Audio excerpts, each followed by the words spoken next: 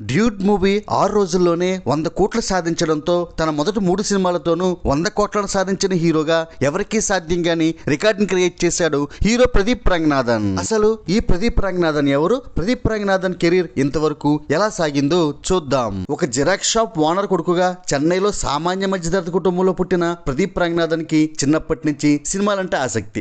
Engineering చదువుకుంటూనే సినీ ప్రయత్నాలు మొదలుపెట్టిన ప్రదీప్ తన కెరీర్ ని షార్ట్ ఫిల్మ్స్ తో మొదలుపెట్టాడు. మొదటిసారిగా 2014లో వాట్సాప్ కాదలని షార్ట్ ఫిల్మ్ తో మొదలుపెట్టి కాలేజ్ డైరీస్, అప్పాలక్, మొరట్టు సింగిల్ లాంటి షార్ట్ ఫిల్మ్స్ తీశాడు. చాలా ప్రయత్నాల తర్వాత 2019లో తన దర్శకత్వంలో జయం రవి హీరోగా కోమాలి అనే సినిమా తీశాడు. కానీ తన మొదటి సినిమాతోటే రజనీకాంత్ అభిమానుల ఆగ్రహానికి గురయ్యాడు.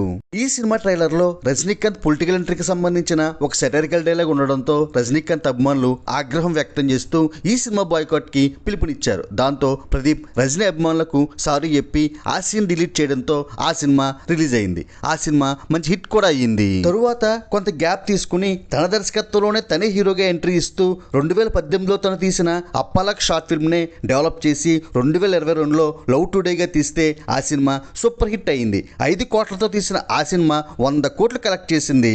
తరువాత 2025లో వచ్చిన డ్రాగన్ సూపర్ హిట్ అయ్యి 140 కోట్లు కలెక్ట్ చేసింది. ఇప్పుడు డ్యూడ్ మూవీ మరో 100 కోట్ల మూవీగా నిలిచింది.